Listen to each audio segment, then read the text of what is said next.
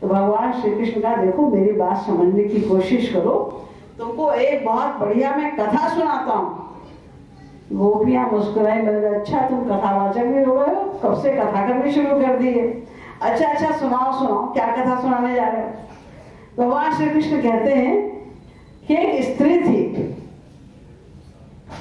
तो वो बड़ी पतिव्रता थी। तो एक बार क्या हुआ कि उसका पति उसकी गोद में सर रखकर सो रहा था। इतने में उसका बेटा छोटा सा था, वो आया खेलता कूदता और उसका वो चूल्हा जल रहा था, वो आग की तरफ जाने लगा, गिरने लगा, डगमगाने लगा। तो स्त्री असमंजस में पड़ गई कि बेटे को बचाऊं या पति सो रहा है इसकी सेवा। अगर मैं बेटे को बचाऊं तो सेवा भंग होती है, और अगर सेवा करूं पति की तो बेटा जल जाएगा आग में। लेकिन वो बड़ी पतिव्रता थी, तो उसने कहा नहीं, बेटा जल जाए कोई बात नहीं, पति की सेवा भंग नहीं होनी चाहिए, नहीं तो मेरा पतिव्रत भंग हो जाएगा। अपना पतिव्रत धर्म नहीं भंग करना चाहती थी, तो वो ऐसे ही बैठी रही पति को गोद में रखे हुए, और बेटा उसका आग में गिर गया। लेकिन उसके इस पतिव्रत धर्म को देखकर अग्नि में कांप गया और वो ठंडा पड़ गया डर के मारे। अग्नि डर गया, अग्नि का सारा जो ताकत था, वो जो गुण उसका जलाने वाला, वो ठंडा हो गया, समाप्त हो गया। तो गोपियों, पतिव्रत धर्म का इतना बड़ा महत्व होता है। तो गोपियों ने कहा अच्छा भाई, अब तुमने कथा सुनाई तो हम भी तुम्हें एक कथा सुना देते। तो तुम क्या कथा सुनाओगे? एक हम भी जानते हैं, बड़ी पतिव्रता स्त्री थी वो, और उसका पति भी बड़ा भक्त था, भगवान की पूजा वूजा करता रहता था अपना। तो एक बार जब बहुत पैसे की तंगी हो गई, तो धन कमाने के लिए वो बाहर जाने लगा। तो उसने अपने पति से कहा कि मैं कुछ दिनों के लिए बाहर जा रहा हूं। तो उसने रोका उसको, बोले नहीं आप नहीं जा सकते बाहर। क्यों? अरे मैं आपको ही खिला के तब खाती हूँ, बिना आपकी सेवा किए मैं मुंह में कुछ डालती ही नहीं हूँ, मेरा धर्म है ये। और आप अगर बाहर चले जाएंगे तो फिर मैं क्या करूंगी? मैं कैसे खा पी सकूंगी? मैं तो मर जाऊंगी आपके बिना यहाँ पर। तो बेचारा बहुत गिड़गिड़ाता रहा, मुझे जाने दे, नहीं तो कैसे घर का कामकाज चलेगा। उसने देखा ये स्त्री तो बड़ी जिद्दी है, मानेगी नहीं। तो उन्होंने एक मिट्टी की अपनी मूर्ति बनाई और कहा देखो तुम जब तक मैं नहीं हूं, ये मेरी मूर्ति की पूजा करके, मेरी मूर्ति का भोग लगा के, इस मूर्ति को नहला धुला के तुम खाना खा लिया करना। भोली भाली स्त्री, उसने कहा ठीक है ऐसे कर लेती। पति चला गया परदेश, और वो रोज उसकी मूर्ति को नहलाना धुलाना और उसकी सेवा करना और उसको भोग लगाना, ये सारा काम करती थी, और फिर उसके बाद में अपने आप खा लेती थी। तो एक दिन जब उसका पति वापस आया तो दरवाजा खटखटाया उसने, दरवाजा खोलो। उस समय वो पति की मूर्ति को नहला रही थी।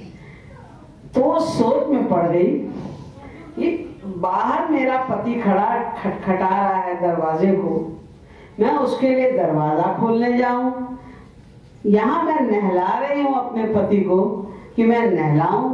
अगर मैं नहलाने का काम छोड़ के जाती हूँ पति के लिए दरवाजा खोलने, तो भी पतिव्रत धर्म भंग होता है।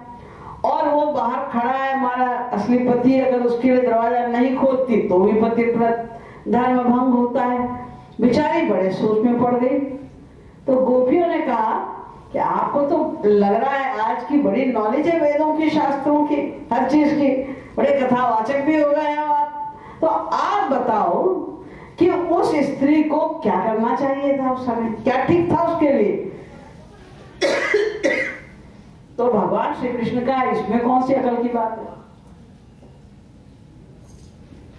ये तो कॉमन सेंस की बात है। जब उसका असली पति खड़ा है दरवाजे पे, तो मूर्ति की पूजा के बिना क्या आवश्यकता थी?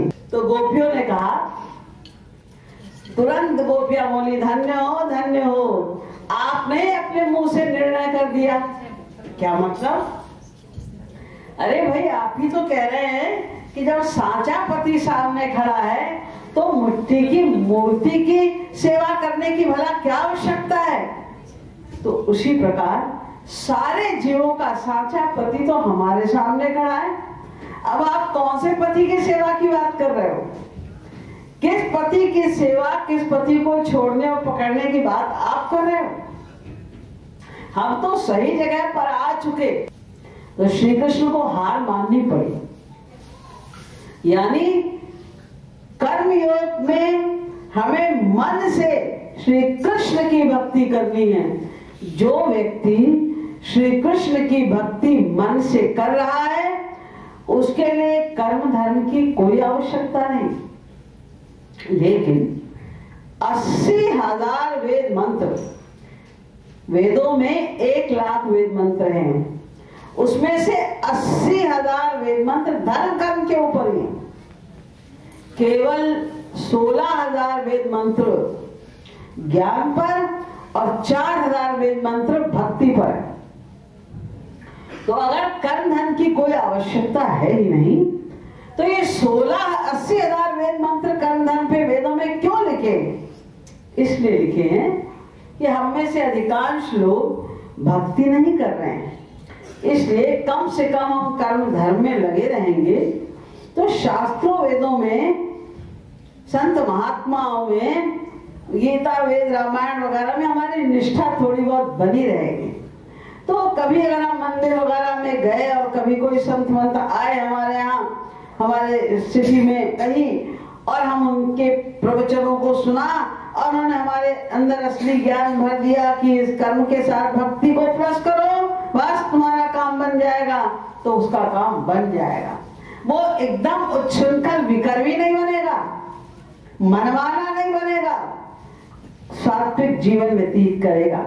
कुछ लाभ उसको इस समय नहीं होगा, जब वो कर्म धर्म कर रहा है उस समय कोई लाभ नहीं है उसको, तब तो वो शारीरिक व्यायाम ही कर रहा है। लेकिन बाद में किसी संत के मिलन हो जाने पर अकस्मात उसका बहुत बड़ा लाभ भी हो सकता है। इसलिए कर्म धर्म की आवश्यकता है। तावत कर्माणि कुर्वीत न निर्विद्येत यावता मत कथा श्रवणादौ वा श्रद्धा यावन न जायते। तावत कर्माणि कुर्वीत, तब तक कर्म धर्म करते रहो, यावत श्रद्धा न जायते, जब तक भगवान के प्रति तुम्हारी श्रद्धा ना पैदा हो जाए, विश्वास ना पैदा हो जाए। और तब तक मत कथा श्रवणादौ वा, मेरी कथा के श्रवण आदि के द्वारा केवल अपनी निष्ठा बढ़ाते जाओ। इसलिए कर्म धर्म लिखे हैं, अन्यथा तो भक्ति ही प्रमुख है। बिना भक्ति के चाहे कोई कितना भी बड़ा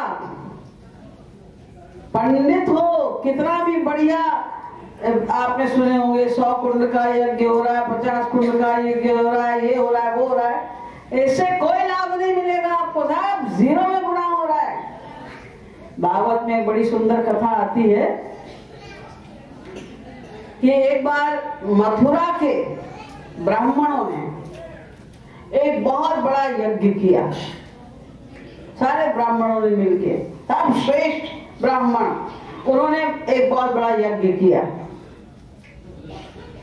और जिस दिन यज्ञ की समाप्ति थी, उस दिन भगवान श्री कृष्ण ने उनका टेस्ट लेने को सोचा, यार इनका टेस्ट लेते हैं। अरे उन्हें तो सब पता ही है कि कौन कितने गहरे पानी में है, कहाँ है, लेकिन हम लोगों को बताने के लिए कि सही फल सही कर्म का मिलता है और सही कर्म क्या है, गलत कर्म क्या है, ये बताने के लिए उन्होंने टेस्ट लिया उनका। क्या टेस्ट लिया? जब वो गाय चराने गए, उसके बाद जब सबको भूख लगती है, दोपहर में सब लंच खाते इकट्ठे बैठ के सखा लोग, तो उस दिन भगवान श्री कृष्ण ने थोड़ा पहले सखाओं से कहा, सखाओ आज तो मुझे बड़ी भूख लगी है, कुछ बढ़िया खाना लेकर आओ मेरे लिए। तो सखा ने कहा अरे तुझे तो गाय चराते चराते भूख लग जाती, कहाँ से लाएंगे हम तेरे लिए खाना इस टाइम। तो कहा देखो मथुरा में आज बहुत बड़ा यज्ञ, उसकी समाप्ति है। तो जब समाप्ति होती है यज्ञ की तो खूब मिठाई पकवान और सब कुछ बनते हैं, तरह तरह के व्यंजन बनते हैं, एक से एक बढ़िया।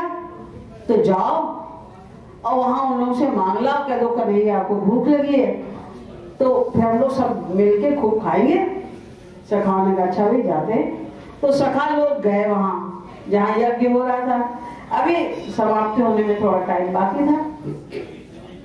सारे पंडित यज्ञ कर रहे थे, स्वाहा स्वाहा हो रहा था, समाप्ति के लिए यज्ञ हो रहा था अंतिम। और ये खड़े हो गए और मांगने लगे कि भाई कुछ खाने को दो, भूख लगी है हमारे कन्हैया को।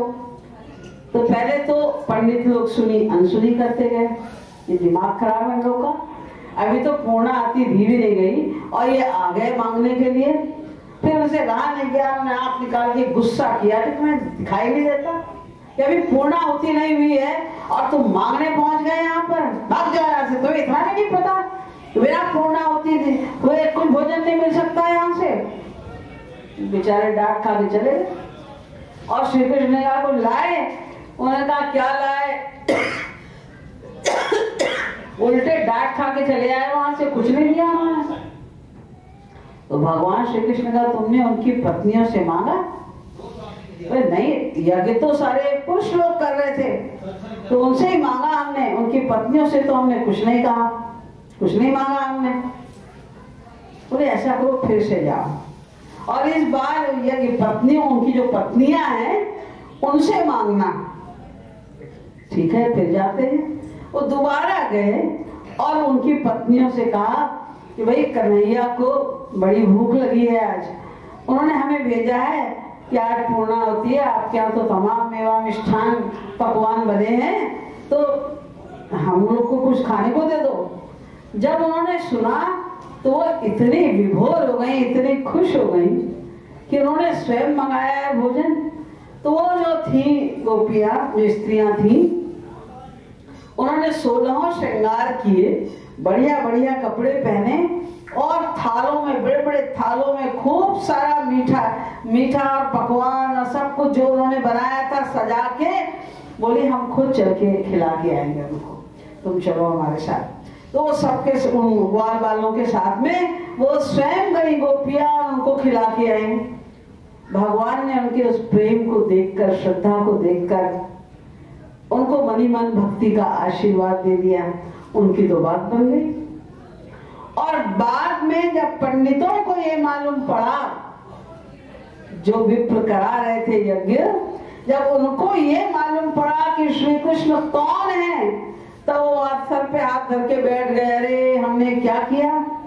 जिसके लिए हम यज्ञ कर रहे थे वो साक्षात खड़ा होके मांग रहा है, उसको तो हमने दिया नहीं भोजन का सामान, और आग में डालते रहे, स्वाहा स्वाहा करते रहे। तो हमने जो इतना ज्ञान प्राप्त किया, इतने शास्त्र वेदों को पढ़ा, क्रिया में हमने ये यज्ञ आदि करने की जो क्रिया है उसमें जो हमने इतना परफेक्शन प्राप्त किया, सब धिक्कार बेकार हो गया। धिक जन्मनस्त्र विद्याम, धिक व्रतम, धिक बहुगीतम, धिक कुलम, धिक क्रियादाक्षम, विमुखा ये तो भोक्षजे। धिक्कार है हमारे ब्राह्मण कुल में जन्म लेने को। धिक कुलम, धिक क्रियादाक्षम। ये जो हम बड़े अपने आप को समझते हैं कि हम बड़े दक्ष हैं, बड़े एक्सपर्ट हैं, यज्ञ कराने में हमसे कोई त्रुटि नहीं हो सकती, सब झूठ है।